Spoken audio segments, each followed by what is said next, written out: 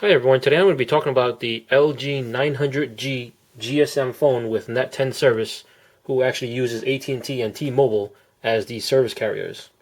So let's go ahead and get to it. I purchased actually this phone from Radio Shack a couple weeks ago for $29.99. It came with an actual AC adapter, which actually has the micro USB port at the end of it. In addition, obviously it came with the battery, the phone itself, as well as a activation card that has the your serial number and such on it. In addition, it came with the services guide, which has some good information, especially for those that aren't familiar with the Net10 service. It gives you some information regarding the terms and conditions of the service. Other than that, it actually includes some very general operating instructions within the guide itself. As you can see, for those that need it, it's available. You can actually go into the web to search for its European model, which is the GW300. Again, this particular phone obviously is the LG900G, but if you're looking for more information, you can actually search the web for a GW300. That's the sister European model. All right, let's go ahead and go into some of the main features of the phone itself.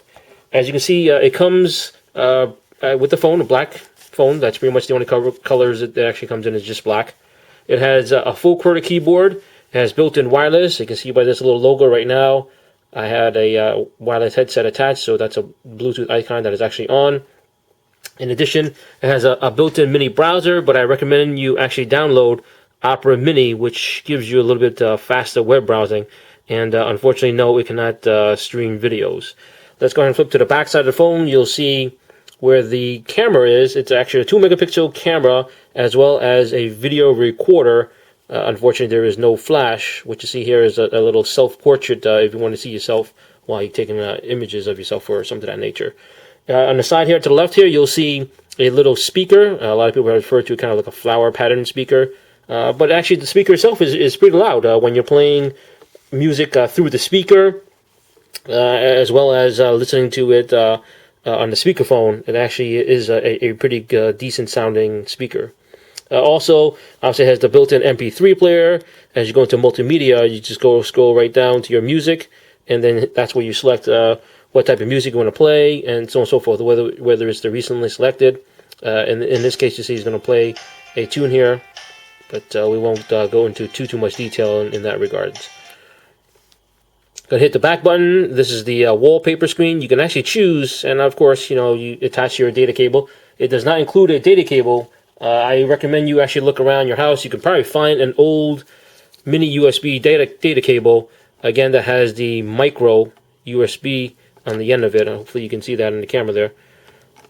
And you attach the port to the top side here, where you actually would either attach the AC adapter, or you can connect the actual data cable, and that's where the port is on the side there. Also on top here, you'll see that's where the headset goes. It does not include your headsets, but you can use your own standard 3.5 millimeter headphone plug from pretty much your favorite pair of headphones, and you actually would plug it right inside that port. Once you actually plug it in, you'll see an icon on the actual LG screen where it shows you your headphones are actually attached. So that's pretty good. It gives you a little indicator.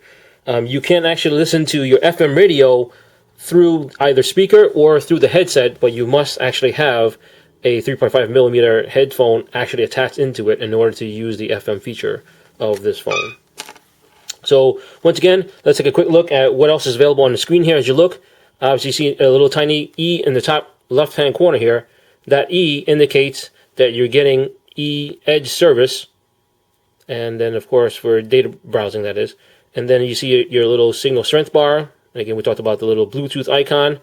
You see a little bit one next to that little speaker, and that one indicates that I'm using a particular profile established. You can set up whatever type of ringing profile you want. The little icon next to it is the microSD card. Right now I have a 4 gigabyte microSD card installed. Again, obviously if there's a card inside of it, you'll see that little icon there. The next icon is self-explanatory. It's the battery signal strength. And of course, on the right-hand side, that's where you see your actual clock. Just to let you know, you can actually go into the system and set what they call sometimes widgets, where you can actually have it set up to see a calendar, or you can actually see the clock or whatever you want to actually set up. So you just go scrolling right down to the phone.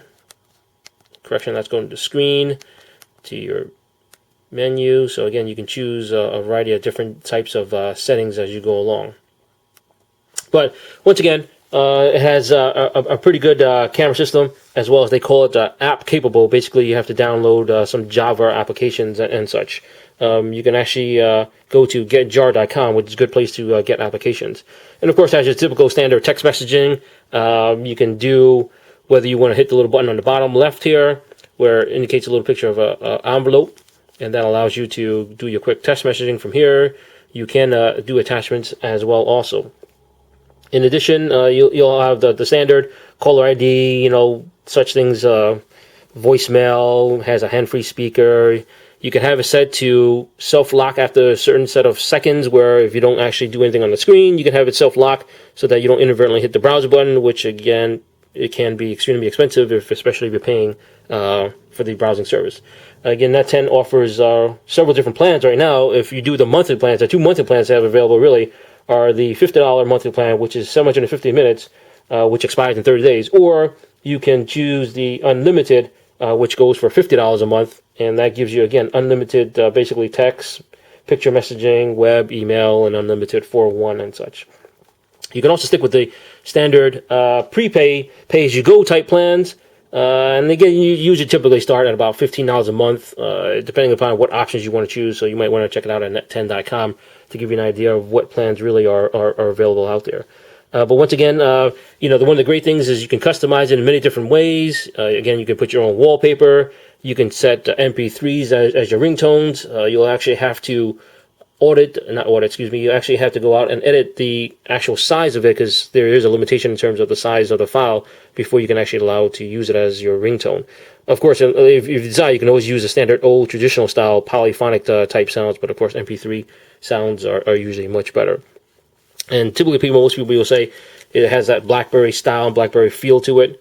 It's a pretty thin profile phone, and it only weighs about 3.4 ounces. If you turn it over to the left side here, you'll actually see where it has the microSD card slot. And again, right now, I actually have a 4 gigabyte memory card actually inside the phone itself. So again, that's where you actually would insert your microSD card slot. Over here is where you'll have your volume rocker. You can go up and down. Again, depending upon, it'll alter the sound of when you're doing a speakerphone or when you're playing music and such. On the top, we talked about it. That's actually the AC/the data port. To the left of that, you'll see the actual headphone jack. That's where you plug in your headphones. Spinning it around, holding on to the button for about 2 seconds. That's what allows you to take your pictures, and a little picture menu will actually appear.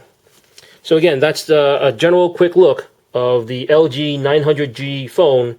A couple of things that I want to make sure I go over is the pros that I found. Obviously is a full-size Qwerty keyboard. It's fairly lightweight, small, compact. Again, it does have FM features, so you don't necessarily need to listen to MP3s. Although the 1 gigabyte built-in can hold quite a few songs. But again, I recommend getting the a basic 4 gigabyte microSD card to hold additional songs and videos and things of that nature. Has a built-in voice recorder. It does pretty good, decent size 2 megapixel photos, as well as it takes pretty decent videos. The speakers are pretty good sound quality. The 3.5 millimeter headphone jack is definitely a plus. You don't have to get any additional adapters and such.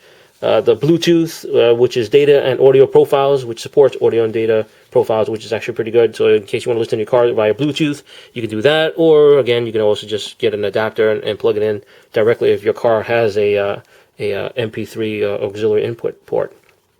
Some of the other things is, of course, it's fairly inexpensive. Again, for $30, it's not a bad deal at all. You can look, as I heard from others, that Walmart is now selling it available for the same $30 with a 4 gigabyte micro SD card included as well, also, and a car charger. But again, I bought it from Radio Shack, and it did not include those 2 additional options.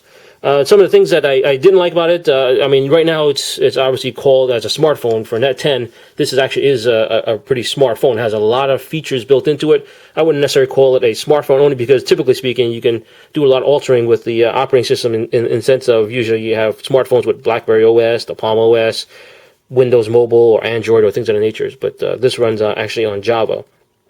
I did find that it was a little bit of a hassle importing and exporting contacts The browser itself is very limited. The built-in browser, again, is extremely limited. Although it's okay, but it's extremely limited. I again recommend that you actually download the Opera Mini browser. It doesn't have the included micro USB cable. Again, look around your house. You may actually have that cable somewhere. You'll be surprised how many of those cables end up just all over the place. But go ahead and take a look. If not, I mean, they're pretty inexpensive. They're usually a couple of dollars. You can probably search through eBay to find those cables. It needs, I think anyway, a better actual user manual. But again, look through GW300 on the web, which is the European model, and you'll actually be able to find a lot more information from that as well also. But again, some of the cool features, has a full Qwerty keyboard. Some of the smartphones, of course, have the touchscreen. This is not a touchscreen phone, but, you know, sometimes the touchscreen phones aren't necessarily cracked up to be what they say they're going to be. So sometimes you actually want to have the feel of the actual textile keys themselves. All right, I hope you found this review informative. Until next time, take care.